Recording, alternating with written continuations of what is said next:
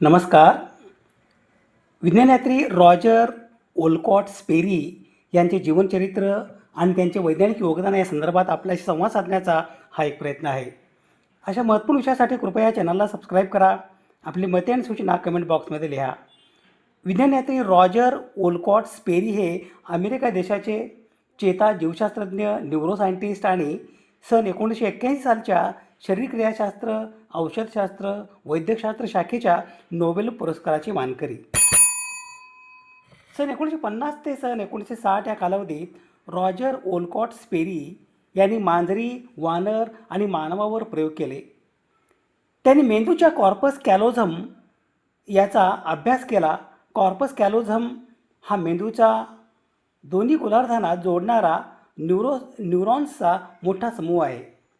मेंदूच्या प्रत्येक बाजूच्या कार्याचा अभ्यास करण्यासाठी रॉजर ओलकॉट स्पेरी यांनी मांजरी आणि वानरामध्ये कॉर्पस कॅलोझम तोडल्यानंतर सुद्धा मेंदू दोन डावा आणि उजवा गोलार्ध स्वतंत्रपणे कार्य करत असल्याचे रॉजर ओलकॉट स्पेरी यांच्या निदर्शनास आले. मेंदूचे दोन डावा आणि उजवा गोलार्ध एकमेकापासून स्वतंत्रपणे कार्य करण्याच्या स्थितीला विभाजक मेंदू, स्प्लिट ब्रेन असे म्हणतात. विभाजक मेंदू, स्प्लिट ब्रेन या गुणधर्मामुळे पृष्ठवंशीय कणाधारी प्राण्यांना दुप्पट माहिती लक्षात ठेवण्यास सक्षम केले.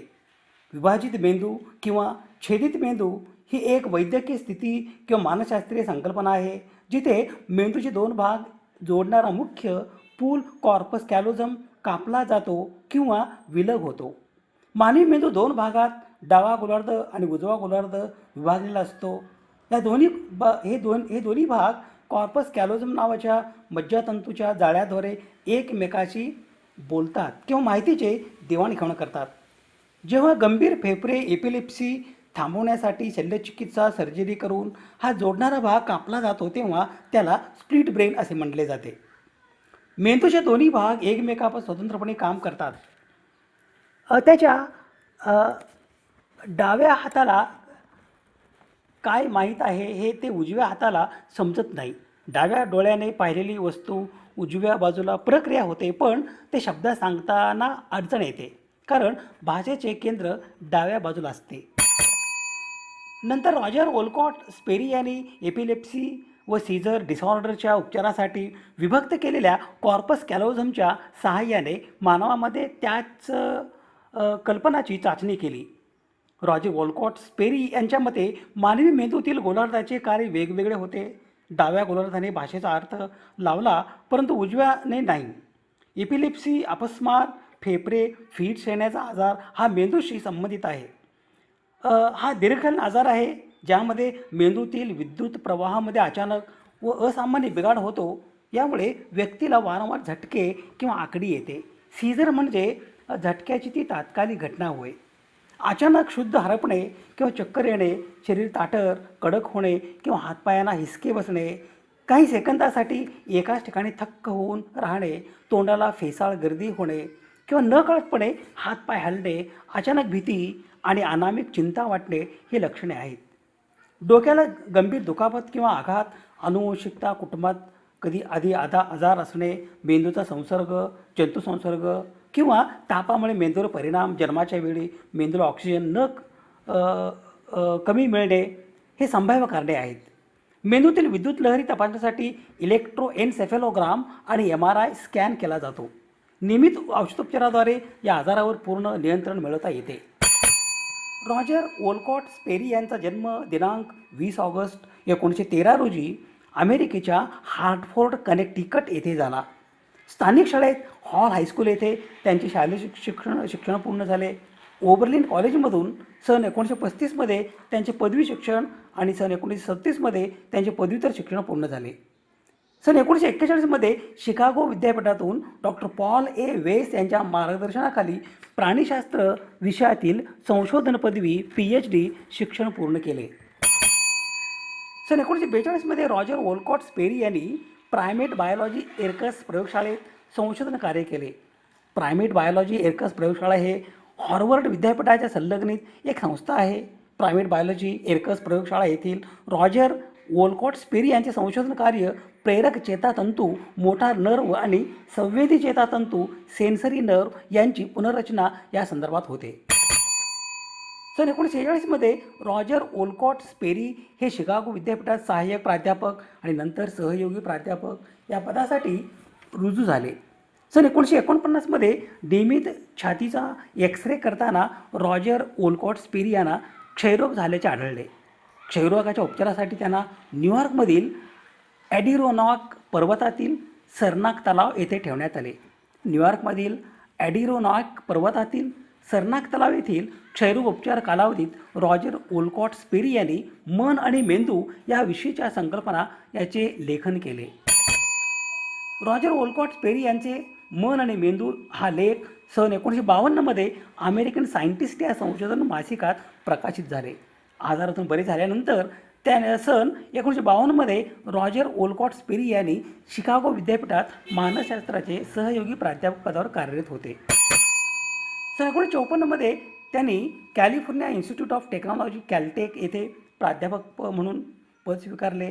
जोसेफ बागेन आणि मायकेल गझानिगा याच्यासोबत कॅलिफोर्निया इन्स्टिट्यूट ऑफ टेक्नॉलॉजी कॅलटेक येथे रॉजर वोलकॉट स्पेरी यांनी त्यांचे सर्वात प्रसिद्ध प्रयोग केले.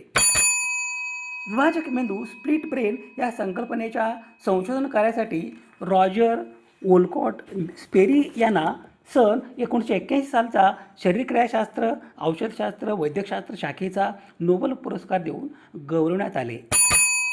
त्यांनी प्रयोगशाळेतील प्रायोगिक प्राणी उंदीर रॅटस याच्या पायाच्या प्रेरक चेतातंतू मोटार नर्व क्रॉस वायरिंग केले. डाव्या पायाला उजवा प्रेरक चेतातंतू जोडले आणि उजव्या पायाला डावा प्रेरक चेतातंतू जोडले. त्यानंतर तो उंदरांना एका पिंजऱ्यात ठेवले. पिंजऱ्याच्या तळाशी इलेक्ट्रिक ग्रीड 4 भागामध्ये विभक्त होईल अशी व्यवस्था केली. उंदरांचा प्रत्येक पाय इलेक्ट्रिक ग्रीडच्या 4 भागापैकी एकमेकांमध्ये ठेवला होता. ग्रीडच्या एका विशिष्ट भागाला शॉक दिला गेला. उदाहरणार्थ उंदराचा डावा मागचा पाय ज्या ग्रीडमध्ये असेल त्याला धक्का बसेल. प्रत्येक वेळी डाव्या पंजाला धक्का बसला की उंदीर उजवा पंजा उचलायचा आणि उलट.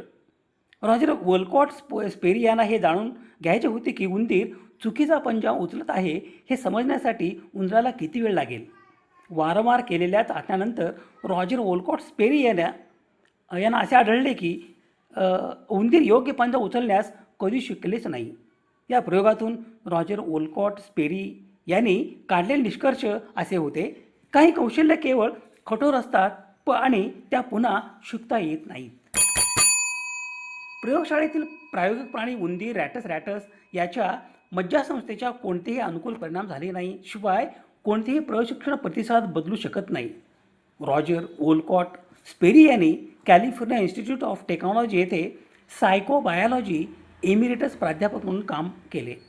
रॉजर वोलकॉट स्पेरी यांच्या सन्मानार्थ ओबर्लिन कॉलेजमधील एका इमारतीचे नामकरण स्पेरी न्यूरोसायन्स बिल्डिंग असे करण्यात आले.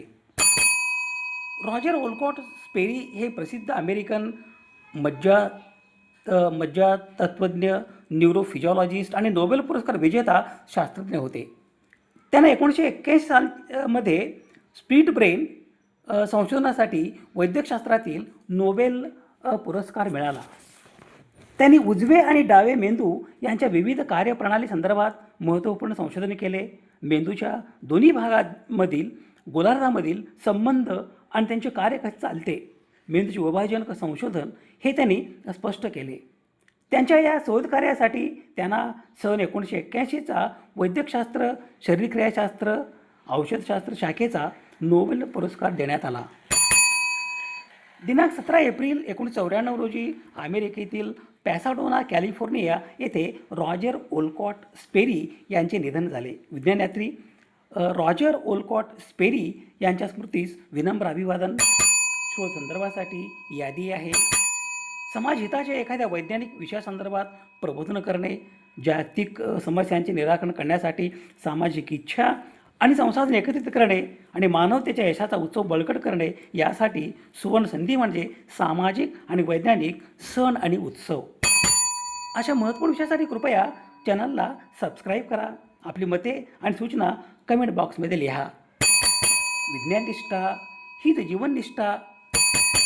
धन्यवाद.